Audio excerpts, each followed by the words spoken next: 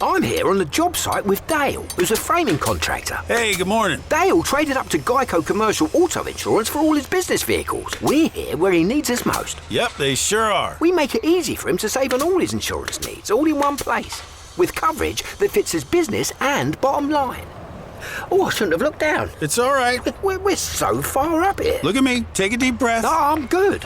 So good. Get a commercial auto insurance quote today at geico.com and see how much you could save. Get more with Geico.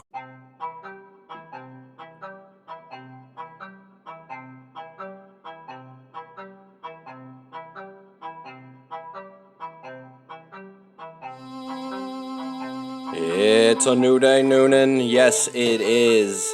And it is time for your newest episode of the Newnan Podcasts with Harold. Now, you might be asking yourself, if you're a new listener, what in the world is this? What mess have I stumbled my way into? What parking spot did I accidentally park in, which then got hit by a shopping cart? I am the shopping cart of people. I am the man who, when you think you're in a nice spot in Walmart, I am a rogue shopping cart that has rolled into you, which means, I am useful, but the use that I'm giving you right now is not a good use. But it's going to get better. Right now is the part where I hit you with a car. I hit your car. I'm the shopping cart going boom. But now you're going to be like, you know what, that sucks. I hate that happened. But now you're going to grab me and you're going to turn me and you're going to find that I'm useful because in just a few minutes I have an amazing interview with a mayoral candidate. I love the word mayoral because it sounds nasty, but it ain't nasty. It's just a word. And I love words like that. Mayoral. Hey, mayoral. But it's actually something that's not cool. I mean, being a mayor is cool if you are the mayor, but just like someone wanting to be mayor is not cool. This specific guy that I have on today is pretty cool, and I enjoyed talking to him, and you're about to hear a fun interview where we discuss all kinds of silly things and some really serious things that I don't even understand, and then things that I do understand. The best part of this entire interview you're about to hear is the end, where I tell him that if he can answer 3 out of 5 trivia questions, he'll get my vote, because that's how serious I take politics. And guess what? You'll have to listen to find out if he is able to answer those 3 out of 5 trivia questions. But again, this is an interview with Newnan Time with Harold. You can find me on Facebook. You can find me on Instagram. You can find my website, Newnan Time with Harold, on Facebook, Instagram, and .com. And of course, you're listening right now to the Newnan Podcast with Harold. So make sure you subscribe for all the best news about Newnan, Sonoya, Sharpsburg. Turin doesn't really count as a location. They don't have a mayor. They have a big cow and a small cow. So, but today we're talking to a mayoral, say it nice and slow, a mayoral candidate for Newnan. Newnan doesn't sound sexy. Maybe we could, Newnan, mayoral. Hello, everyone. Hello, friends. He is here, the man that we have been talking about for the first 5 or 10 minutes of the podcast. I don't know how long the introduction lasted. I haven't recorded it yet. Newsflash, behind the scenes, we record this part before we record my intro. Now you know how the magic is made, everyone. But I am joined here today by Shepherd for Mayor. Do you have any, before you say anything else, do you have any cool Bible puns about your campaign? Oh, little shepherd boy. Well, I think the easy one is the good shepherd, right? That's way better than the little Israel boy. Yeah, maybe I'm kind of the middling shepherd, the pretty decent shepherd. I'm gonna Photoshop your head on some shepherds. Great. Well, I mean, that's where we got the name, so it's pretty straightforward. But I'll have to think of some more Bible puns. I am on the board of trustees for my church, so I should know some. What is the Bible board? puns. Is that not just deacons? No, we're Methodists, so we've got a bunch of boards and committees for everything. Is this real? Is this a real thing? Okay. That's literally their whole. That's always been the whole thing. So it's just the exact same as Baptist, but you guys have boards and committees instead. Well, we do things a little bit differently. We believe a few things differently from the Baptists because we were Church of England and then kind of split off from that. And so we baptize babies. We do some other stuff that's different from the Baptists. But the main thing is, again, the committees. We love a committee. It's like our whole thing. I grew up Southern Baptist, so Oh, yeah. I only know Southern Baptist, and then I went non-denominational. Yep. And then I was a youth minister at a Methodist church for like a month. I used to be a youth minister, which... So you got the whole thing. That's Yeah, I didn't like it. Yeah. So I was like, this isn't for me. Yeah, Because they also have the thing where you like stand up and everybody recites the same thing, Oh yeah. which no. is basically just singing from a hymn, but you say it. Yeah, we love a liturgy. That's you got the Apostles' Creed, you got the the Gloria Patri. That's what it It's we kept a couple of the fun Catholic things. So got rid of the Pope and all that, but we had to keep the creeds. Not in a violent way. No, Just no. Don't have a pope. Yeah. So you're here with me right now. Do you have something you want to say to get us started? Yeah, I did want to get started on not to bring it down too much, but on a serious note. I just read the Times Herald's piece about Keith Brady and his leadership and vision for the city, and I wanted to reach out and just wish a full and fast recovery for Keith from the massive stroke he obviously had sometime before this was written. Because you might have noticed, he said that the plan for Newnan and all of the development we've had has been created through planning, cooperation, and consensus building. And so it's obvious that he's had some sort of incident that's impacted his vision and his thinking, because I think anybody with eyes or who can think knows that none of that has happened in Newnan for a very long time. None of this has obviously been planned, and I don't think he's gotten a lot of cooperation except through browbeating. So again, Keith, we're putting you on the prayer list. We wish you a full recovery from that, and certainly hope that you get your mind back where it should be in a short time. What a way to start. I think that kind of sets the tone for... I'm hoping that doesn't set the tone for things. No, you don't want that sort of tragedy hanging over a podcast. Right now, if something happens to him next week that's actually really serious, I'm gonna feel bad. Maybe I might. I don't know. I don't know if I don't want something bad. I don't want anyone to die. No, of course not. Of course not. But I don't know how Methodist prayer list works. So it's the same as any. You just you gossip and people write it down. It's pretty straightforward. Nobody actually prays. It's just no. You just different members in the church say things. So we won't get into how you feel about Keith Brady just yet, because we need to know who we're hearing from, so we can then care about how you feel about Keith Brady. So who are we hearing from? Who is a you? What is a you? Yeah. Who is you? Okay. I is a James Shepherd. I grew up here mostly in Newnan, but maybe not to the same extent as some of the other candidates. My family actually moved here right before I turned 9. My dad had just gotten out of the Air Force, took a job with Delta. Typical, south of Atlanta story. My dad worked for Delta for a number of years. As a pilot after getting out of the Air Force. Then graduated from Newnan High School, went on to the University of Georgia, go Dogs. What year did you graduate? From Newnan or from Newnan? From Newnan, class of 07. Okay. Yeah. Is that smart? Were you smart? I was all right. I did okay. I'm good enough to get into Georgia, so that was... Oh, yeah, that's fair. My girlfriend got into Georgia, though. Yeah, very nice. And, so that should mean... I don't mean that in a way of saying, so you must not have been that smart. I mean it to say you must have been really smart. I don't know the girlfriend. It depends. Yeah, that's... This is a picture of her. Okay. And there's me. Very nice. Our bedroom's back there. Okay.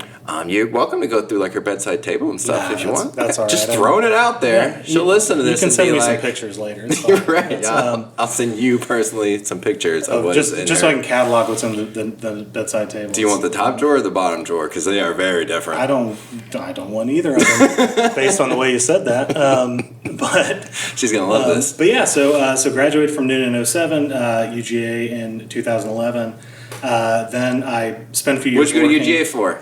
Got a history degree. A history degree. So nerd. I know, giant dork. What's your favorite year? Ooh, probably like 1899, somewhere around there. That's what I focused on. I did a lot of the late 1800s, and that was a lot of my focus. What happened in 1899? Yeah, you had the start. Oh, there's a movie. Yeah. Oh no, it's a television series. 1899. Well, you had the Boer War happen in South Africa. The Boer War. Yeah, BOER.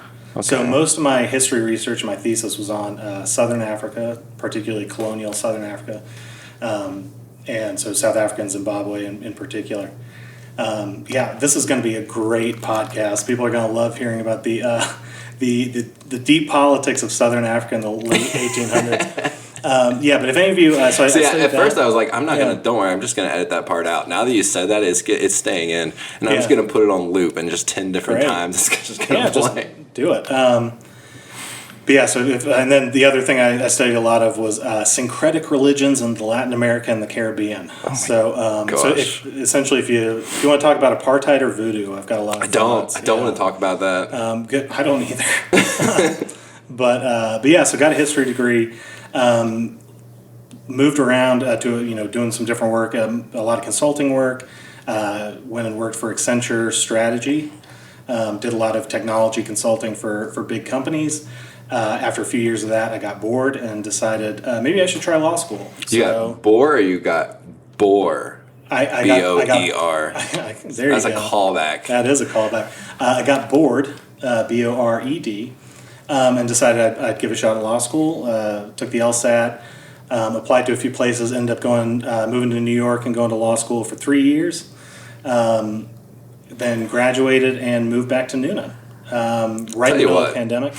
The fact that we're the same age and you're listing off your list of accomplishments and my list of accomplishments. But Harold, I don't have a podcast.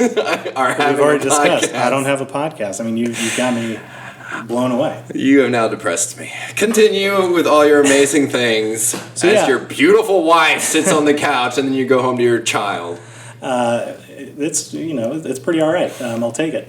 But yeah, so went to law school. While I was doing the consulting work, I actually started my own software company. We did. Whoa, are you rich? No, I did sell my part in the company, but not for very much. So had my own software company, ran that for a couple years during law school, then sold my piece of it because I was going to be practicing as a lawyer and wouldn't have time for it, and because it was kind of spinning its wheels a little bit. Moved on to practicing law as a corporate attorney for a few years. Then again, moved back home to Newnan, live right down on Greenville Street, and have been here ever since. Practicing as a corporate attorney for a few years. Left my firm almost a year ago, just about a year ago. Decided to stop, clubbing baby seals with a pen. And was it your choice to leave? Oh yeah. Okay. So because I was ready to kind of be done with that, and wanted to start my own practice, wanted to have more time with family, because especially when you're dealing with corporate law, like I had to commute to Atlanta every day, which, as anybody listening knows, is a nightmare. And it's just some of the work had gotten repetitive. I kind of learned what I wanted to, and I've been kind of freelancing for the last year, working primarily with a fund that does some AI nonsense out of San Francisco, and helping them with some of their documents and planning and everything for that. So you're pro AI. That's already a controversial area. I've got very mixed feelings about AI, especially with the data center coming in. And for the record, for everybody, that's Project Sail. And there's another one, Project Peach, just north of us. I am very opposed to the data center project in Coweta County. In one partly because I know a lot about this kind of stuff, right? And I'm not opposed to data centers necessarily. I'm not opposed to all AI, but these companies, they've come up with this new kind of this new skill set for marketing their data centers. I don't know if you've heard of this, Harold. It's called lying. I'm actually very good at that, so I've heard about that. Yeah, so and we've seen that with Project Sail, where they say, we're going to generate all this tax revenue for you're going to have all of this tax revenue flowing in, you're going to have these jobs, and we're going to get all the water in, but don't worry, we're going to shoot it right back out again, no problem whatsoever. But they're going to use up, a third of our water distribution that we currently have. It's going to cost us a ton of money for the infrastructure, for the power, and environmental damage from the water usage, environmental damage from the noise, from the cement that they're trucking in. I mean, it's just going to be a huge cost. There's no way they're going to generate as much taxes that they've said they will. It's not going to happen, full stop. And even if they did, they're going to ask for tax abatements like everybody always does, and like our county always gives people. So they're going to ask for the tax abatements. We're going to have to pay we're going to pay higher power rates. We're going to have to pay for all the infrastructure. And then in 10 years, it's going to be obsolete, and we're going to be stuck with this big, ugly cement block in the middle of nowhere, and a bunch of ruined rural country. So yeah, we shouldn't do that. just in case I was unclear about my feelings. But yeah, but in terms of AI, I think there's a lot of cool stuff that it can do. We've seen a lot with like government contracting. You can do some really efficient stuff with that. I've done a lot of SEC reporting in my career. I know you want to hear an in-depth analysis of SEC reporting guidelines. Although it is more interesting now with the Frost family and their SEC troubles. But I've done a lot of SEC reporting. That's going to get completely AI taken over. A lot of it is going to be because so much of it is kind of the same stuff over and over again. So AI is good. You just have to build all the infrastructure for it in the right places and hopefully not lie to the people whose counties you're putting it in. Why politics now, though? It doesn't seem like you need that. Yeah, it's not exactly a step up, I'll say. So it's because I love Newnan, and that's. Well, I love Newnan. Yeah, but well, I'm also not smart. We all love Newnan. I have no comment. I don't know you well enough to know how smart you are. Well, I was homeschooled. My condolences. Was born in Alabama. Yeah. Okay, all right. Did not go to UGA. Well, when you say SEC, perfect. I just think of Alabama football. Okay, well, that can be nice sometimes. There are times not lately, but not lately, but historically you've had your times. Yeah. But yeah, I love Newnan, and again, my family moved here in '98, and the city has tripled in population, and has greatly grown in size since then. The county's grown a lot, and a lot of it honestly hasn't been for the better. When you come back, if you leave for a while and you come back, you can see how much Newnan has changed. And some of it's nice, but especially for the last few years, all that we've been seeing is annexation from the county so that we can clear cut all the trees, put in cheap vinyl single-family subdivisions or kind of crappy strip malls that nobody kind of asked for. This isn't, nobody had their dream vision of Newnan to be, essentially a cut and paste of Alpharetta or Lawrenceville. But a much cheaper version, knockoff version. And again, I lay a lot of the blame for how that's gone wrong with our supposed leadership, with Keith Brady and his nonsense for the past at least 20 years, but for most of the last 30 years. So I don't want that to continue. I want Newnan to be a great place for my kids and their kids and their kids and their kids to grow up, just like it was a great place for me to grow up. And I think we have to put a stop to this kind of thing. So that's why I'm putting my hat in the ring, and partly to stop it, but also because I think I've got a better vision than him. I mean, Keith. So not to get too much on Keith Brady, but he's such a master of the bait and switch. That's kind of his whole thing. So he'll sit there and say, "Oh, look at all the great stuff we've done downtown. Look at downtown." But then nothing that they're approving looks like downtown. None of the stuff that works downtown gets copied anywhere else, right? So he'll say how great downtown is and then do nothing like it anywhere else. And then, I want to build an arboretum. Well, thank you so much, Keith, for building a tree museum so that my grandkids can know what a tree looks like after you've cut all of them down in Newnan. Much appreciated. How kind of you. And that's the thing, it's again that bait and switch. Same thing, he'll sit there and this is the hilarious one. He says, in my second term, which was 6 terms ago, by the way, that was a quarter century ago. In my second term, which was during, I think, Bill Clinton's second term, we built a Boys and Girls Club. How old is he? I think he's 75. Let's see if Google knows. But, we built a Boys and Girls Club. Great. And you've spent the 6 terms since that aggressively neglecting the black neighborhoods in Newnan. And I think we've all seen that. If you go drive by CEC and look at the sidewalks, are the sidewalks there as wide or as well kept as the ones on my street, on Greenville Street? No, absolutely not. But that's, again, the Brady bait and switch. And I think those are things we should actually be doing. We should be copying downtown or using what works about downtown and anywhere new that we develop in Newnan. I think we should be maintaining as much of our woods and as much of our nature as we possibly can while we develop along that downtown model. And then I think we should actually be investing in the communities we've left behind. I mean, Chalk Level had to wait 4 years to get a federal grant for us to repair their houses. Meanwhile, Keith Brady can roll out $5 million for a developer on 57 East Broad in 6 months. And so, all of the things that Brady claims to do and then doesn't do, are the things I would love to actually see happen. But maybe we should just keep on pretending to do that stuff. Have you done anything? I guess. Have you ever done politics before? I ran for city council a couple years ago on almost this exact same platform. Okay. We've been given subsidies to developers. We need to stop doing that. And we need to, instead of, again, rolling out the red carpet for every developer who comes by, keep our money for our neighborhoods, keep our money for our Newnan family. And it hasn't happened. It's gotten worse. One of the things you see it's so blatant, the annexation stuff. You look at the Greentop Road annexation. I don't know if you're familiar with that part of town or anything that happened there. But if you go up 29, and I grew up in Lake I know what Ridge. 29 is. Yeah. Good start. It's a road for anybody who's curious. Don't want to be too inside baseball here. But I grew up in Lake Ridge, right off 29.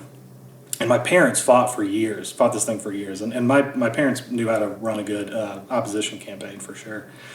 Did they try couples therapy? You said No, your they should parents have. fought for They years. should. No, well, they fought the Greentop Road development that makes for more years. sense. Yeah, they fought each other some, but they, and What did couples your parents therapy. fight about the most? Oh man, What was the worst part biggest of their thing? marriage? Well, my dad was a pilot, so the schedule, his yeah, schedule was never just mind. always a pain. So he'd have to miss something, and my mom would be. Do you live in annoyed Summer about it. Grove? That's like the pilot capital. No, we lived in Lake Ridge. We were up off 29. No, right did past he Little ever Town. live in Summer Grove his entire Not that life? I know of. That's where his his- second family was. That would be so close for a pilot. What a wasted opportunity. But no, You thought about this, okay. No, now I am. Jeez, I'm going to have to start knocking doors in Summer Grove. Anybody look like me?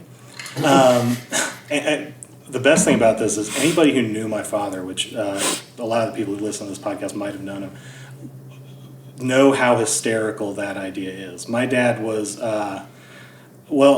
he didn't have the time. I don't think it would have crossed his mind to have a second family in Summer Grove. I hope it doesn't cross most men's minds. It's never crossed my mind. It's just he was. I don't think that ever crossed his mind at all. And he was not exactly a ladies' man. He was once. In my That's in all it my counts time, for. it's hard to imagine. That was one of the things I dreaded most about my mom passing, was that he was going to have to start dating, and then I think she did me the favor of just plucking him out of earth so that so I wouldn't have to deal with that. So thanks, Mom, appreciate it. Saved me a lot of heartache on that one. So that was something that my parents fought about, was his schedule, because it's hard to be a pilot.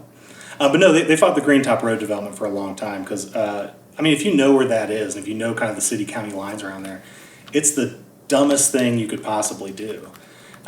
You put in, essentially, I think they're putting in like 300 houses or something. They're trying to, right there off of the, so if you're going up 29, I know this is everybody's least favorite part of 29, where you have to go through two roundabouts right in a row. Now you got me. You take a right off that second roundabout, and you're going to see all of this clear cut, they just completely clear cut it. They're putting up all these houses there. And that's all because Keith Brady really wanted to annex into the city. And we needed to get this annexed into the city. They moved heaven and earth to get Greentop Road annexed into this Greentop Road plot, annexed into the city. Well, lo and behold, that plot of land is owned by Keith's family. Oh, that's spicy. It is spicy. He was the realtor. That's my understanding. If that's not true, I'm very sorry, Keith. I don't want to interrupt your recovery.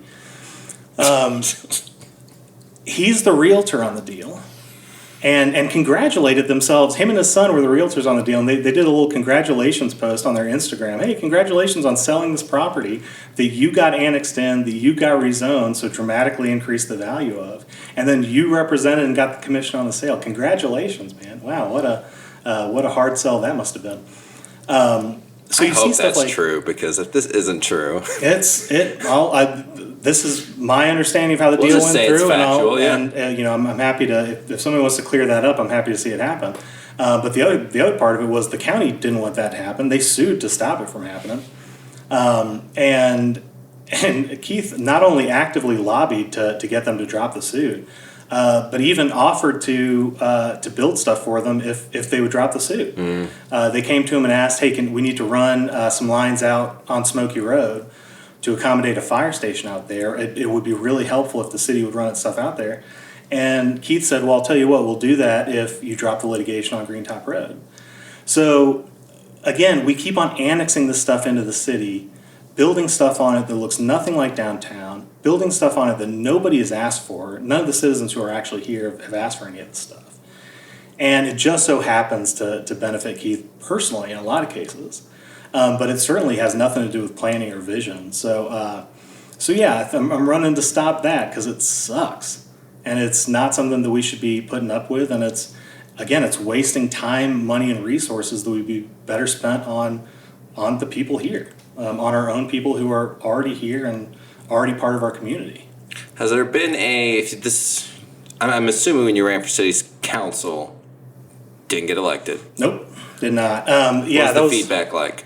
The feedback was actually really good. So that I didn't really plan on hopping into that race. I wanted to, start ringing the alarm about some of this stuff. Kind of came up last minute. Didn't really jump in as early as I should have. Really waffled on getting into it, and then. That whole time of life was that's when my mother passed, wedding, father passed not too long after that. A number of those things were happening all at once, so not really great timing from the outset. And so didn't really have the chance to to go at it the way I should have, or the way I wanted to. But the good thing is, I will say, we got Jim Thompson got elected. Jim and I certainly don't agree on everything, but he's he's a good guy. And I'll say, he represents me on the city council, and every time I've called him up to get something, to complain about something, he's been really helpful about it. So if I was going to lose to anybody, Jim, I know we yell at each other sometimes, but I like you a lot. Yeah, we like you, Jim. Yeah, Jim, you're great. Yeah, Jim, text me, dude. I would love to have Jim Thomas on here. I would love to see how that would go. He already has like a seat and everything though, right? He's already got the seat. He has no probably reason, not a good idea to come Harold, on here. He has no reason to come on here. Right. I am running a very unconventional campaign to be here. But no, Jim is great, and I endorsed him when I got out in the runoff. And again, he's been a good help, and I think he's got some good sense about a lot of this stuff. But again, this came up, and I was kind of questioning whether to do it or not. We'd already had the Greentop Road fiasco. We've got the 57 East thing, which is a debacle. The city spent, and I wrote a letter to the editor in the Times-Herald about this. But the city spent $7 million on it, let it sit for years. $7 million all in for the cleanup and the land. I think they paid something like $1 million an acre for the land.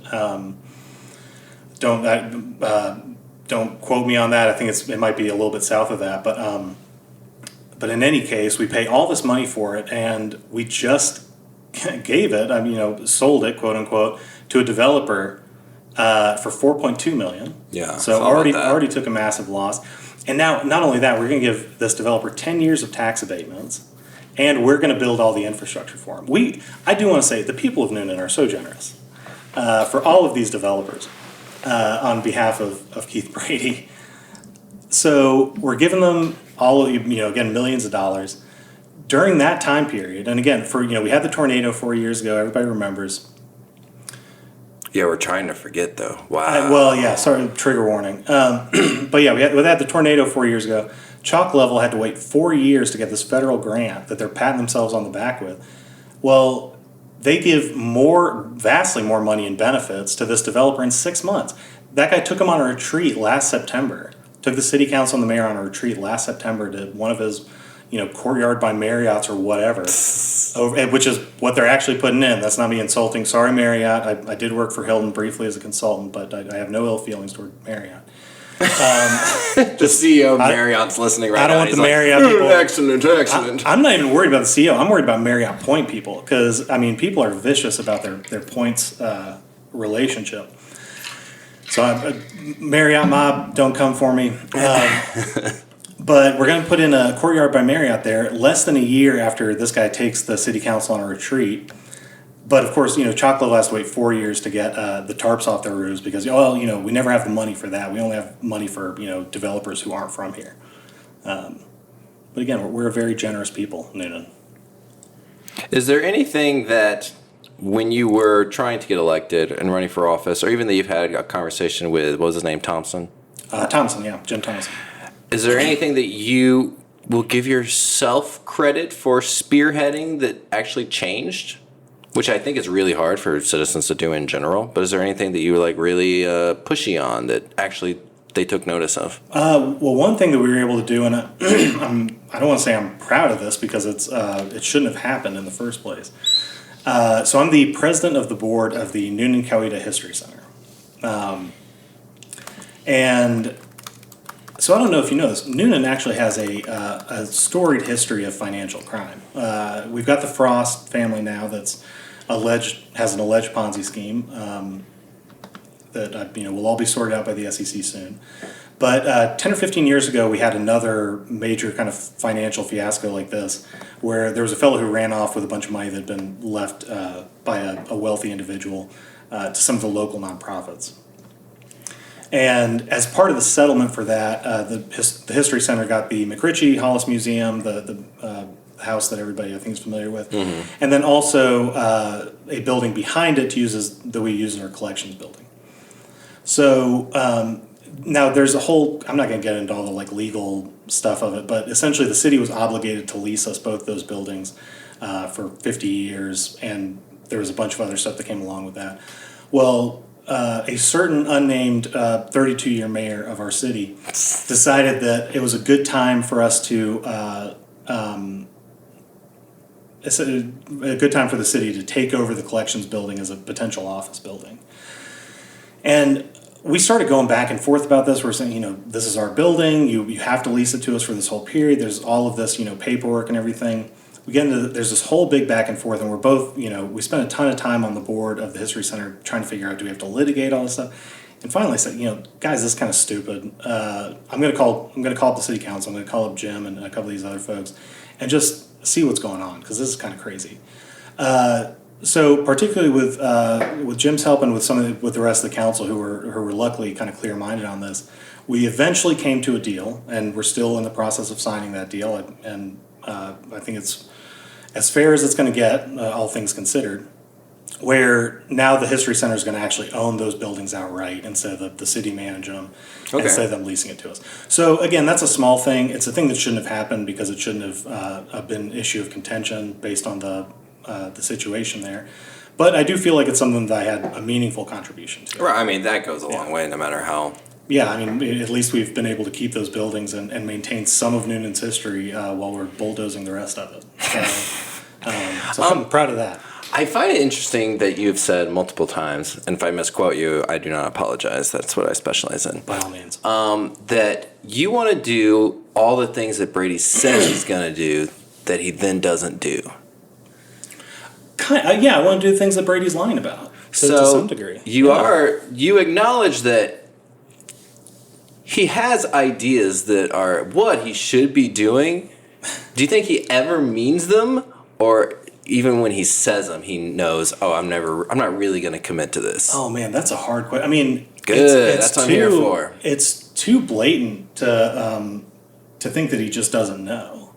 I think he has to know. That, he is 73. 73. According to what website? TruePeopleSearch.com. Thank you. Which also has his phone number and address listed. They sponsor the podcast, right? I wish I had a podcast sponsor. Pretty sure they're the podcast sponsor. TruePeopleSearch.com. Keith Brady is 73 years old and was born in November 1951. He's lived at, I'm not going to say what address is on here because if it's the right one. It is a then public, there's a phone number. We can check his registered sex offender. Let's see, nothing. He's good there. All right. So it's hard to know. They want me to spend $4 to find out if he's a registered sex offender. Shouldn't they just tell you that? Seems like it should be free, but anyway, it's not important. Continue.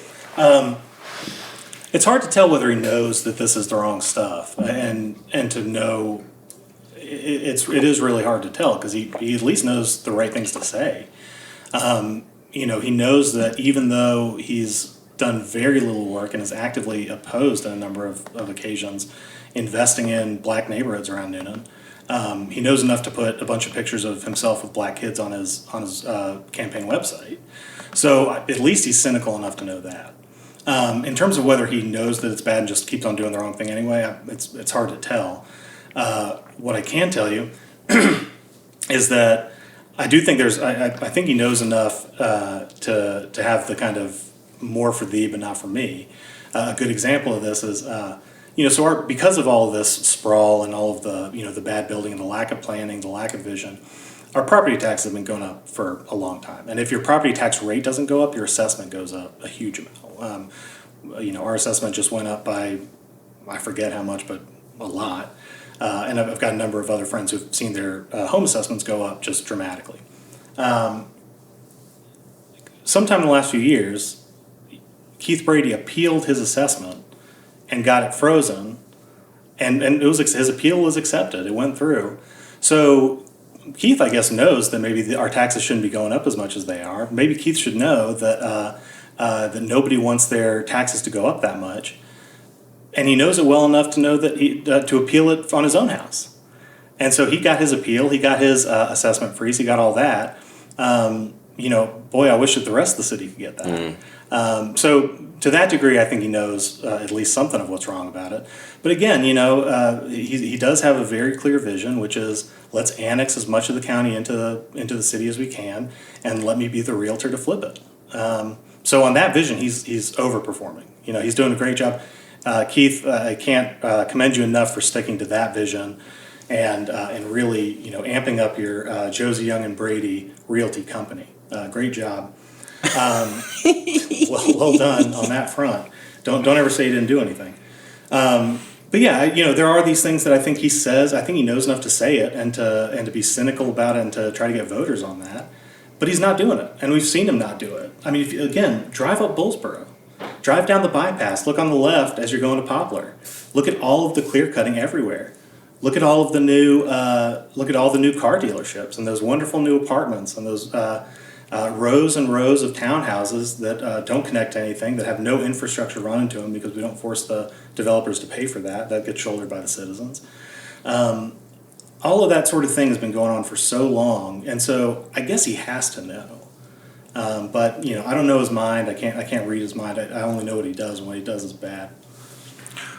What if I made you say something that he's done that was good? Could you say something? Yeah, he's like 30 years at this, however long? Yeah, so one of sure. you Make me say something. Do you have Listerine? Because if I'm going to say something nice about Keith Brady, I might need it. But gotta say something nice. I'm gonna make you. It hurts.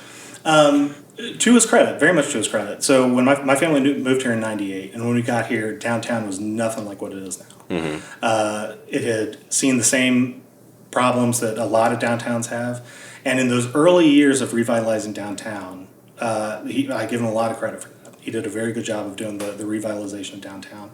And again, I just wish he had taken that logic and expanded it to the rest of the development we've seen in the city. That was a good point you made right there. I mean, that's again, downtown is great. We all that is the crown jewel of Newnan, is our beautiful Court Square, all of that area around there that's walkable, that's vibrant, that has beautiful homes right off of it, that has apartments that people live in right over retail, a lot of great bars, restaurants, all that sort of stuff. Downtown is fantastic, and yeah, Keith had a really vital role in his early years of doing it.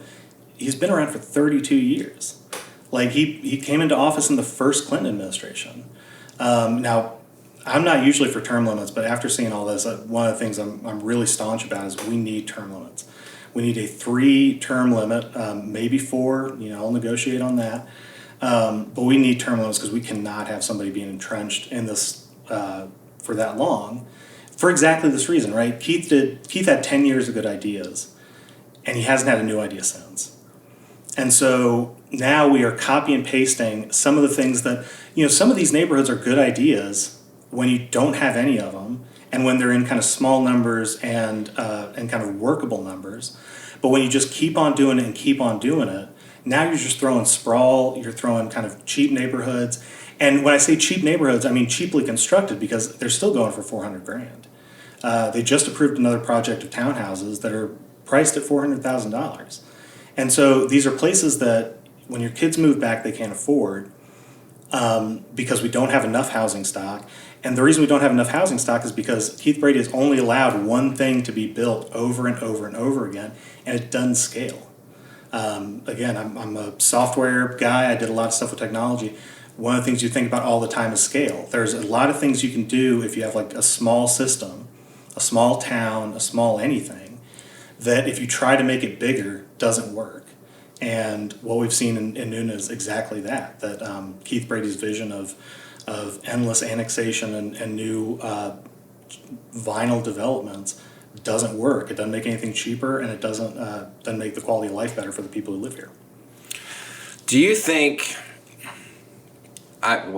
realistically, I'm sure you believe that he can be beat, but how difficult do you think it is going to be for Newnan to actually be like, yeah, we're not going to vote for him this time? Because he does have the square to just keep pointing back to, and he is sneaky. So how realistic is it to look at, and I'm not saying you, just anybody, anytime until he retires? It's a hard question, and part of the reason it's a hard question is because nobody's challenged him in a long time. Yeah. So it's hard to get really solid data on something like that. Most of the people in Newnan have eyes, right? And most of the people in, don't want to, overgeneralize with that. I'm sure there are some eyeless people in Newnan, some one-eyed people. I don't want to leave any of them out. Cyclops matter. Hey, my great uncle was a one-eyed man, and he ran for office. His slogan was, "Sane government hasn't worked. Let's try crazy government." Did he get elected? No, he got a respectable 2.5% vote in the primary. So, has anyone in your family ever run for office and got elected? Oh yeah. Okay, good. So I was about to say you're jinxed. Yeah. No. My great grandfather was a city councilman up in Luray, Virginia. That's Virginia, though. That doesn't count as a state. Well, yeah, barely, especially up in the mountains. I know my grandfather had a few seats. Over the years, a number of aunts and uncles and all that. Okay. I mean, we've got a long history of political campaigning in my family. I'm just a beaver building a dam. It's what we do, but yeah, I do think it's going to be hard just because one thing, and this is awful. And it's one of the reasons I'm in favor of term limits. I've had so many people tell me, "Hey, I'm going to vote for you. I'm going to support you. I'm happy to have my friends over to my house and you come and talk to them too. I'll do whatever I can to get you elected." I can't put a sign out, and I can't donate to you because Keith is whatever. I'm on a board with him, or he's my landlord, or he's my husband's landlord at their business, or our friend works for him or something, and I think Keith is known as a person who is personally vindictive on some of that stuff, and I don't want to get into his personality. I do want to keep this political and professional. But a lot of people who are worried to go against him because he's been entrenched for so long. So I think that's a challenge. I think it's a challenge that people tend to vote for the incumbent if they don't know better. That's always a concern. Yeah. But again, the people in Newnan have eyes, and they know what they've seen, and they've seen it get worse. They've seen that this town is not where they grew up, and that in a lot of those ways it is for the worse. They've seen their own property taxes go up. They've seen some of the crime and traffic issues that we've had to deal with that were never issues before we had all this exponential growth. And some of that is just going to come no matter what. But a lot of it, especially when you talk about traffic, when you talk about infrastructure, all that sort of stuff, that's a direct result of bad planning, and in this case, actively malicious planning. I mean, I think that the way that Keith has approached this is, he's ripping the copper out of the walls while he's on his way out the door. So I do think that the people in Newnan are smart enough and angry enough, frankly, to do something about it. Yeah, I've noticed just on my end, which I don't see a lot of serious stuff in what I do, but it's the most angry I've noticed people being about the mayor in a long time. Yeah, and they'll find any reason to say something about it. 100%. I'm sure you saw it when the city posts this picture of Keith, and look at our mayor and all this stuff he's done. Oh man! And if that comment section, if I had a nickel for everybody in that comment section who had something truly mean to say about the mayor, I'd be able to retire. And that's been true, I think, across the board. We can see what's going on. It's time for him to go. It's been time for him to go for a long time, and I think a lot of people will capitalize on that. I had an interview last week with a girl whose big thing is that she feels like Newnan's getting younger and more liberal and less of the old school conservatives. Do you think that's true? I think it's a little bit true. Again, as you have this kind of growth, you're going to get a mix of people, and you've seen it in some of the presidential elections recently. I think in the last election, Coweta swung 2 points towards the Democrats. So you definitely see some of that, particularly as we've seen during and after the pandemic. You had a kind of the exodus from some of the cities. We've seen a lot more, California and Connecticut license plates around. So I think there's a little bit of that's true, and I do think that there's a lot of younger people who would love to move to Newnan, who would love to be here, but can't find a house they can afford, can't find an apartment that they can afford. So I do think we've gotten younger. In terms of getting more liberal, it's kind of a mix. I mean, people maybe think that like Coweta County or Newnan are really blood red, but I think if you talk to most people, even if they're diehard conservatives on anything, you're going to find most people are very practical, kind of common sense. I've got a lot of friends. I've got friends on kind of all sides of everything. I've got friends who are super MAGA Republicans. I've got friends who are Bernie Sanders Democrats. Usually when you're talking particularly about local issues, those people get along great, whatever their position is. Like I was talking to a very old Newnan, like super old Newnan, very Republican, has a picture of Donald Trump on his mantle, middle-aged guy, and then I was talking to, I'm sort of the same conversation a little bit later with a very progressive, younger black woman. They had the exact same view on the sprawl and the development stuff, and they probably on national politics they don't agree about a thing. Yeah. But locally, people kind of know what they're looking for and know what works, and also I think Newnan's always going to be a place that's a little bit more common sense than super rabid partisanship. We've got some people, but that makes it fun. We talked about Brady a lot, which makes sense. He is the current mayor. Do you know Danny Beck? I do know Danny. I like Danny a lot. I have not gotten to meet Danny yet, but You I know should he meet podcasts. Danny, you should come on this podcast. We're Danny has his own Facebook friends. podcast. He does have his own podcast, which is really weird. After mine started getting popular, all of a sudden Danny Beck's podcast popped up. So. I know. Suddenly, there's all these podcasts. You're the Chattanooga Women want to know. It's the Chattanooga Women podcast. They made it 3 podcasts before they called me up. Or like, hey, you want to co-host with us? I was like, sure, I'm coming. You're the Joe Rogan of Newnan. Unfortunately, that's also the last episode they put out was the one I co-hosted, so I'm not sure. Don't read into it too much. Just take the prize as being the Joe Rogan of Newnan. I love the Chattanooga Women though; they're delightful. Personally, I hear a lot about it. It is clearly the main news source in Newnan. Danny. I know Danny. I think pretty highly of Danny.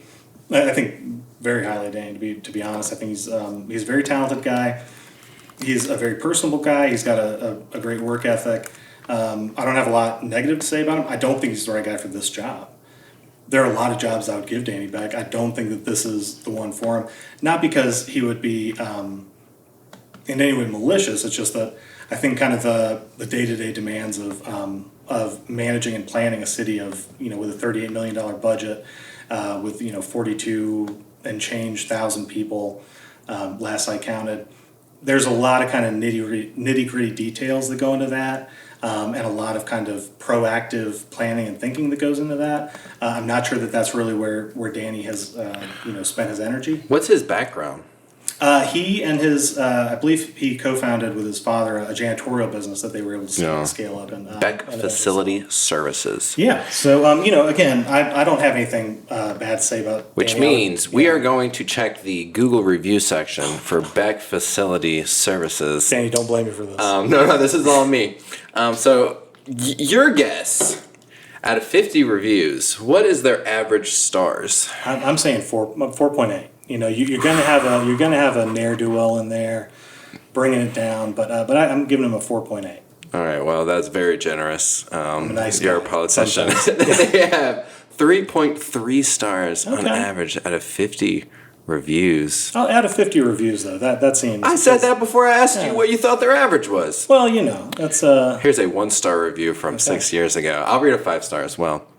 Unsafe personnel on the roads. Driver had the opinion of driving unsafe in a brand new paper plate vehicle. I don't know what that means. Be aware around their employees on the roads. so. That's not even about the service. I didn't say it was. Yeah, I'm well, just no, reading neither the did they. reviews. So that doesn't tell me anything. But, It's a Christian company and they work really hard to accommodate their employees. I recommend Beck's to everyone. That is from 5 years ago. 5 stars. So good job, Danny Beck. So good people, bad drivers. That's what I'm saying. Yeah. I mean, you know, again, Danny and I disagree in a lot of things. There's obviously, first off, Danny's a much nicer guy than I am. He's not going to say a lot of the stuff I'm even telling you about Keith. And that speaks to kind of a personal difference between us. I think we have some philosophical differences about how the city can move forward. But I will say, you know, his heart's in the right place. I don't think he's the guy for the job. Does it feel, personally, I think it feels weird. Oh, does it feel weird that his podcast is like put out by the Newnan Times Herald? Does it feel like he's sort of getting like a, because I feel like everybody knows him from the free advertisement that the Newnan Times Herald likes to give him. I mean, I think it's a But benefit that's also for him. jealousy because Sure. they will not acknowledge that I exist. Yeah, no, just keep it up. They'll have to. Oh, eventually. I'm going to get them. Yeah, I think it's I'm definitely coming for you, Clay. I think it's definitely a benefit. I think that's there's always going to be that kind of mix up with the Times Herald where I mean I kind of think if the Times Herald is kind of Newnan's Pravda, right? I mean, for those of you who don't know, that was the Soviet Union's official newspaper, and it just kind of quoted the party line. So I think that the Newnan Times Herald, especially in a lot of their straight reporting, kind of serves that purpose of they kind of get the input from city council or whoever, they publish it. There's not a lot of really hard-hitting criticism on some of that. But to their benefit, I do think that they, I was nervous about whether they would publish my letter to the editor that was so critical of the city council, and they absolutely did it. And I think, I know Clay a little bit. Oh, so you have posts on the. Oh, yes. I've got a very recent letter to the editor. Do you remember the title of it? Oh, I so remember people the can title. look it up. It's Noonan's Other Ponzi Scheme. I've read that one. Yes. I didn't even think that. Okay, That was I'm me. starting to connect. Yeah. Because I read it, and I'm going to put it out there now because I'm going to accomplish this goal. It has become one of my goals after reading that one and one of the other ones that I'm going to, under a fake alias, send a letter to the editor that appears very serious, but I'm not going to mean any of it. And it's my new goal in life is to get featured in the Newnan Times Herald in the letter to the editor section. So you've got to coach me on how to. So you're a politician. That's you want to. And I want to somehow put a secret message in there Okay. that is something really not cool. Okay. So this is a goal of mine. What kind of not cool are we talking about? Not like I've got some. kill a baby, nothing like that. Okay. All right. But Chris Benoit was framed. Hide that in there somewhere. I'm sure. Look, they publish a lot of letters. I think if you go back in the Newnan Times Herald, you'll find plenty of completely unhinged letters. Yeah, I gotta get in there. I've had to keep myself from weighing in on some of the controversies on there. I've also been reading long memos about long Department of Justice memos about auto pen usage after reading some of the letters back and forth on the Times Herald. So thanks for that, all of you people who are writing letters to the editor about auto pens. But yeah, I think that the Newnan Times Herald does a good job as a small town paper. But No, I think they do. But there's a lot. There's always going to be those sorts of weird conflicts, and the same people who are doing the podcast want to run for office. That's just the nature of the beast. I am in the paper multiple times under a different name though. So because I used to be a director and actor over at the. Have you been to the Newnan Theater Company? Oh yes, yeah, big fans. Okay. I used to do a ton of stuff over there. Yeah. Before I was fired Which is fine. I deserve to be fired. Which you can hear about in episode 20. I don't know. I don't remember which episode it is. Go back and listen to every episode of the podcast and you'll hear all about it. But yeah, that's an important thing to me. Since we're talking about important things, you are going to run for office and change the world. I want to have a joke article in the Newnan Times-Herald. Well, we all that have, puts our lives we all have different goals. where we're at. So you're okay with Danny, but you say he just isn't the right fit, which I think is a great response. Is there anyone else? Nope, that's it. It's just the three of us three of you. right now, and yeah, again, I mean, you've kind of got. I think I've got a good vision for the city. I think Danny has a little bit of a muddled vision for the city, but I think his heart's in the right place, and I'm sure he'll figure something out. And then you've got Keith, who's actively and maliciously run the city into the ground. So. A little bit of a spectrum of candidates on that level, and a lot of choices for the people in Newnan to make. Will they do? Because again, this is the first time the mayoral race has been exciting anytime recently. Will they do like a debate, an open debate, and everything, or what do they do for that? I think the Chamber of Commerce usually tries to sponsor a debate. I'm not sure if that will happen. I'm not sure if Keith will deign to debate us. I'd be very happy to have that happen. Oh, that'd be delightful. It would. I would very much enjoy that, Harold. We'll see what happens. We'll see if they bring it on, and if Keith is willing to. I would love to debate with Danny. Danny, I'll go on your podcast. I'll talk to you anytime. And I think that would be more fun in terms of actual policy. It'd be really fun to talk to Danny about what we think differently about. And I actually told him that. I told him, look, man, I think this would be a much more fun race if it was just the two of us. Because we could actually come out and just articulate, hey, I want to do this, he wants to do this. We've got different visions, but it's, we're both we both feel, we both have our hearts in the right place and love Newnan. But to have kind of this third person of Keith who kind of has this massive shadow over the entire thing. And again, whose only vision is let's keep on annexing stuff I can sell. It makes it less fun and makes all the actual nitty gritty policy discussions a little bit less important in the shadow of that. Is Danny as anti Brady as you are, or is he more? He doesn't seem like he has a background in politics. He doesn't seem like he probably knows as much as you, which is not to say you just seem really smart. It's not saying Danny seems dumb. Well, I thank you that. I thank you that. That's how smart I am. Yeah, I take it back. Well, okay. Yeah, just nix that. You can scrub it. I appreciate that, and I think that I wouldn't say I'm smarter than Danny because Danny's done some really cool stuff, and he's achieved a lot. Maybe more informed about. I think that some of the stuff I'm really interested in is very specific to to city management and the issues that Newnan faces. I don't think that Danny is never going to be as vocal about his opposition to Keith as I am. In terms of actual policy stuff, I know that Danny also feels like we need kind of a change in vision, but he's never going to be as outspoken about it as I am. In part because Danny's a nicer guy than I am, and I like to think that even if I'm being an SOB, it's I'm being Newnan's SOB, right? And so I don't think that Danny's ever going to be as outspoken about it, and I think there are probably some things where he and I differ on how we should develop. But I do think he has a lot of the same policy differences from Keith.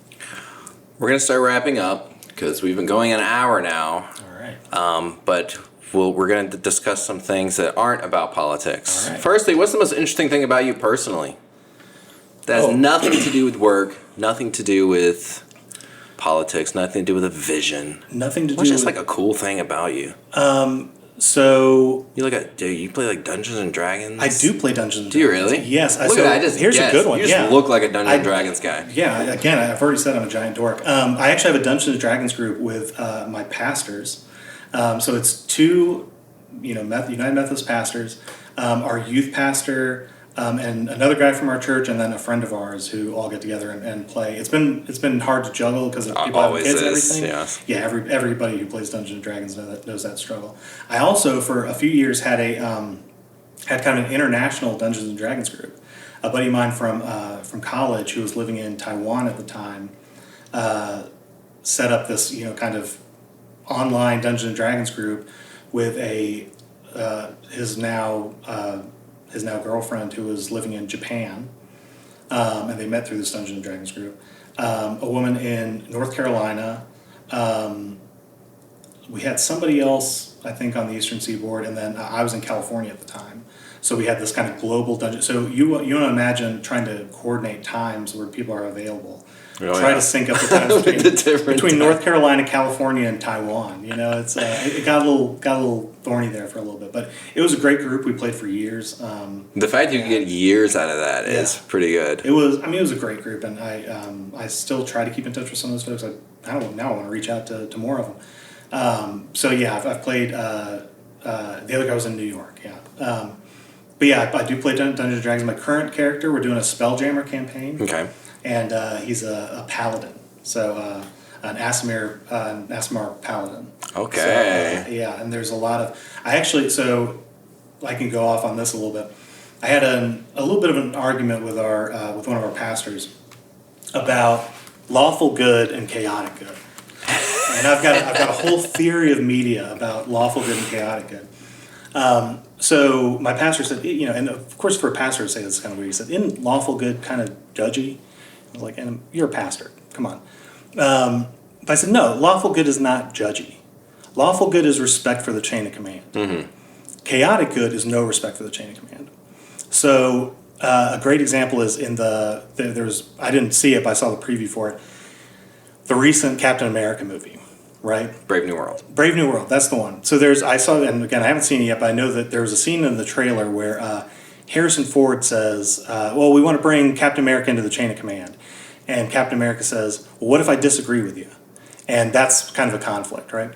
Well, who elected Captain America, right? Like, presumably 70 million some odd people have elected Harrison Ford and trust him with the decision. And so for Captain America to say, well, if you're not going to do what I want, then I'm going to go off and be a superhero on my own. And that's the storyline of a lot of media now. So Captain America in that is chaotic good, right? Harrison Ford, I know he probably turns out to be the villain or whatever, but he's ostensibly... He turns out to be the Red Hulk. There you go. Which if you kind of the villain. Consider the Hulk a villain, hard to say. A whole nother discussion that we could have. But in any case, the president there is kind of acting in lawful good, right? We want you to do the good stuff. We want you to respect the chain of command. Mm-hmm. And if you look at most media today, and for decades now, that's the conflict, right? There's the lawful good who says we've got to stick to the rules. And then you've got the chaotic good that says, no, I'm going to break the rules to beat the bad guy or whatever. And that's kind of the conflict against, the bad guy. The problem with that is, like, if people are just running around doing whatever they want because they think it's the right thing, things get really bad really quick. A good example of that was during the disasters in North Carolina with the flooding around Asheville. There were a bunch of people who had heard that the FAA wasn't letting in aid. And FEMA wasn't letting in aid, and that wasn't true. There were some hang-ups and everything, but typical FEMA kind of response that was bungled. But they were bringing in the aid, and they were allowing it in. But you had all these people who were private pilots going into the air trying to deliver their own aid. Well, then the FAA had to shut down that whole airspace and kind of sort things out because they had to know who was in the air and what was going on, and because these guys had kind of gone up, with no permission. They kind of screwed things up, and they actually delayed the aid further. So my point is that we should give more credence to lawful good. We should treat lawful good better, because in most media, it's the chaotic good actually fighting against the lawful good in delivering aid. So that's my hot take on the alignment chart on the and alignment media. D&D. Yeah. And I can once you start seeing it, you see it everywhere. Like the new Superman movie is Superman is chaotic good, and the government is lawful good, but they're kind of taken over by Lex Luthor and all this stuff. Every cop show is exactly that. When you've got, hey, we can't question him like that. And it's like, well, I'm going to do what I have to do to get the bad guy. And in a lot of cases, like if that actually happened in real life as a lawyer, that guy's case is going to get thrown out because you violated his rights. You got a bunch of evidence you can't use, and now that guy actually does get to walk free, even though you had him dead to rights. So I think that we need to do a little bit more, What rehabilitation on lawful D&D alignment are you? Personally, I am. Not personally. Oh, personally. No, yes, personally. Oh, personally. Yeah. I would probably say I'm. I would say I'm probably neutral good. I'd like to think I'm neutral good. That's pretty much the right 'Cause answer. I will say, like, as an attorney, I'm obviously somewhat committed to the law, and have I believe very strongly in kind of the rule of law and the right way of doing things. But also as an attorney, you see a lot of stuff where you go, that's dumb, and we shouldn't be doing that. That's dumb. Right? You see all sorts of stuff with like, a lot of the mandatory minimum sentences we have for stuff. We've kind of taken away the ability of judges to use their brains on some stuff. So there's a lot of those things where I kind of go, okay, that's dumb. I'd be kind of more towards the chaotic good, not quite chaotic good. But yeah, I'd say neutral good. What are Danny and Keith then? Oh, Danny's chaotic good, 100%. He's all over the place, but he's a good guy. Is Keith lawful or Keith is lawful evil? He's not chaotic evil. He's got a very laid out plan of, and he kind of pretends to he recuses himself from all the votes even as he lobbies behind the scenes. So I'd say lawful evil. Oh, what is Newnan then? Just as a whole. Oh. I could talk D&D for another hour. I think Newnan is neutral good. That's where I get it. A little bit is mostly I think most of the people and pretty much everybody I know in Newnan, even people who I fiercely disagree with on stuff, they're good people and we find stuff to get along on. I've met a few people who are awful, but you meet awful people everywhere. So but most of the people I've met in Newnan are good, and I do think that Newnan is the kind of place where, like for example, I went to get my my tires changed pretty recently, and I accidentally left something on the desk at the place. So I go back and I realize that there's no parking spaces there. So I end up just kind of parking in not a spot by the road. And I think Newnan is the kind of place where as long as there's common sense, everything's fine, right? I didn't have any fear that I was going to get a ticket or that my car was going to get towed while I went in to, sort out this, this thing that I had lost.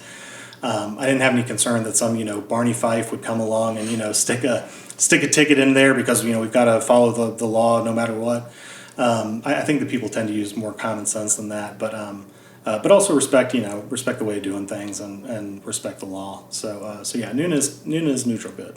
Have you read just because we're talking about lawful good, have you read my top 10 hottest Newnan police officers article yet? I have not read it. I saw it. You gotta read it. And I'll have to give it a read. Who was your number one hottest Number cop? one is Officer Hubbard.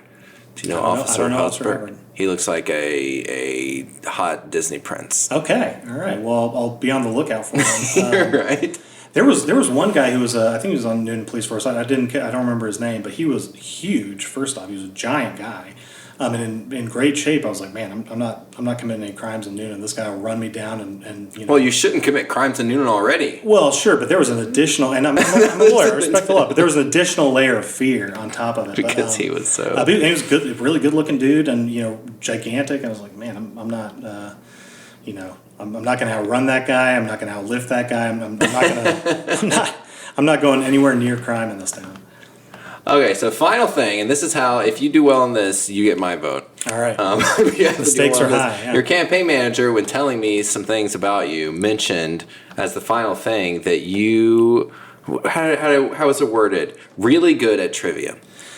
I wouldn't say I'm really good at trivia. So you're saying your campaign manager is a liar? No, I'm saying that my campaign manager has endless faith in my possibilities. As they should. There are my weak spots are sports because I have no memory for statistics I kind of know who won, and I watch a lot of sports, but it all goes in one ear and out the other. And then some of the music ones are a little hard for me because I don't always keep up with the pop music trend. So those are definitely my weak spots, but I've got plenty of useless knowledge, especially when it comes to history. As I said, I can talk about apartheid. Just a couple of history questions here. All right. So I'm a trivia host on Tuesdays and Wednesdays. Yeah. I work for a company called Trivia Lab. I say I work for the company. Oh, I shouldn't say this. They advise me on how to run the game, and then I make creative liberties to make it better. But we finish every round with a general knowledge 5 questions. All right. So if you get 3 out of 5 of these, Okay. I can endorse you and I can vote for you. And if you don't, All right. High I'll stakes. have to vote for Keith Brady just to make you mad. I'm I'll really even give him extra votes somehow. I'll break the system. All right, so here are 5 general If knowledge. anybody can find a way for you to vote again, it's Keith Brady. Right, thanks, Braid, big boy. Question number 1. Are you ready for this? Yeah. Which band asked the world who let the dogs out in the early 2000s? What is the name? Baha Men? The Baha Men. Good Yeah. job. All right. One Okay. out of 5. I wasn't sure if it was the Baha Men or the Baha Boys, but Baha, I did. Yeah, they're Baha men. Yeah. Well, with the barking, that was a manly bark. So It's a manly bark. You are experiencing manly barks. Question number 2. What did Becky Thatcher's father do for a living in The Adventures of Tom Sawyer? Ooh, A little tricky one. Becky. Man, 3 out of 9 teams got this right on I Wednesday haven't night. Read that one in a long time. Was he a Cooper? That feels like something that would be. Or was he the mayor? Was he like you're the mayor? close. Yeah. Wait, what was sheriff? Was he sheriff? Which answer are you going with? Because now you're just I can't take 4 I'm trying answers. to think. Well, this is how trivia is supposed to go. You sit there and you argue about 4 Right, different answers. but I don't want to be here I've all just got to do night. that in my team. Let's go with. He was a judge. He's a judge. That's right. Took you a little bit, but you got 2 I out of remember- 5. Man, that was deep in my brain. I remember the fence painting and the funeral, and that's about it. All I remember from that book. Man, maybe I need to read it again. But you went and you worked your way into the right It answer. was something, but it was Something important. I remembered it felt old timey, but it Judge was like Thatcher. Judge Thatcher. That's All right, what decade saw the debut of the comic book character Wonder Woman? I'll say the 40s. 1941. 3 out of 5. Hey, I got the you are endorsement. really There good we at go. this. Yeah, you got the vote, and now you're just showing off. All right. What's the appropriate stage name of musician Richard Melville Hall? Richard Melville Hall. It's kind of tough. These last 2 are kind of tough. Is it Moby? It is Moby. Yeah. 4 out of 5. Well, the Melville took me off because I knew that he was related to the Melville of Moby Dick. So, Moby, all right. All right, you're killing this. This is easy. You are doing better than 9 teams did so far. Now, no one got this last question. Okay. This was the last question of the night. Which is the only U.S. state whose official motto is in French? I will tell you, pretty much everybody put Louisiana, and that was wrong. No, it's not Louisiana. Is it Michigan? It is an M state. Then it's Minnesota. Minnesota. I knew it was one of them because you had the French trappers up the Mississippi. And so it's going to be either Michigan or Minnesota. So, would you have written Michigan, though, if I would I would have done, well, because of Detroit, I would have put Michigan. So you would have gotten that one Yeah, wrong. I would have gotten it wrong, but... your second answer would have been there you right. go. Pretty much I knew it everybody was wrote one of them. Louisiana. I knew it was one of them. Well, no, Louisiana is something... I don't know, Louisiana is something... You would think it would be better, but... You think it would be I don't remember better? what it is. I just remember being disappointed. The official state slogan of Louisiana, you just remember being disappointed, is union, justice, confidence. Yeah, that's dumb. I'm sorry. Like, you've got this whole rich legacy of, like, French language, French law. You could do something really cool, like, I don't speak French, but something about, like, alligators throwing beads or something. I don't know. You could do a lot of stuff with Louisiana, and you do that. Come on, that's. What was it? Big deal in Newnan a couple years ago when they changed their slogan from City of Homes to something else, but now I can't think of what it was. City of Apartments. That's No, that was the joke everybody That's made, what but it was the just like song 3 was. words like that, like duh, duh, duh, and everybody hated it, and so they changed it. Yeah, they do that a lot. I mean, you saw. I remember when they first did the new City of Newnan logo. Yeah, the one looks like a lighthouse. Yeah, nobody had it. We're not near the coast. Right, it didn't And make they're any like, sense. it's the top of the City Hall building. Who cares about the top of the City Hall building? Man? I'm looking at it right now. That building is, it's younger than me. It's younger than Keith Brady's term. I was like, where are you going with that? Yeah, Most things are younger than Keith Brady. Well, yeah, and certainly most buildings here are now that we've torn down all the trees. So save that. What is your sign off? You're about, like, let's say this is the end of the debate. I'm like, any last words from our candidates? That's my impression of whoever would be running the. Sure, that's great. That sounds exactly like whoever it would be. Yeah, my sign off is, obviously this is kind of an unconventional campaign. I'm here on a satirical podcast. Whoa, my podcast is legit. Your podcast is legit, but it is satirical. So, come I'll on. allow it. I'm on a satirical podcast, but this is a serious race, right? Newnan deserves a lot better than what we've been getting.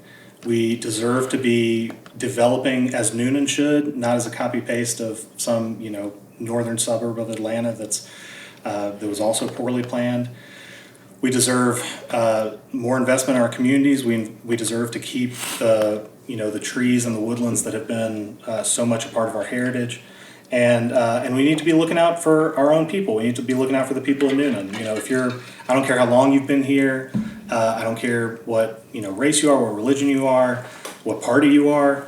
If you're Newnan, your family, and I want to put family first. So I hope you'll vote for me, and that we can again do what Newnan deserves and really get back to what makes us great. And how can we discover you on websites, on social media? Yeah, so my phone number. I don't know if you want to. Some politicians give out their phone number. Well, I've given out my phone number like 10 times on this podcast. Sure, great. I can give it out again. Just say if they need you to call. Absolutely. Call me. Yeah, go on. Yeah, I'll just relay. You can text me.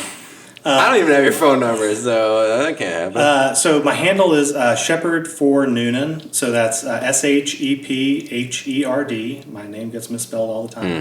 Then FOR and Newnan. I hope you all know how to spell Newnan if you're a voter in the city.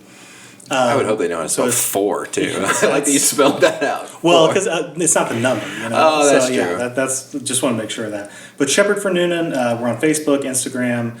We have a not yet active TikTok. I think you go on the TikTok route? We got on the TikTok. Wow. The Chinese government has all our data. I don't even do TikTok. I would rather not. You're brave. But, it's we'll see what we can do.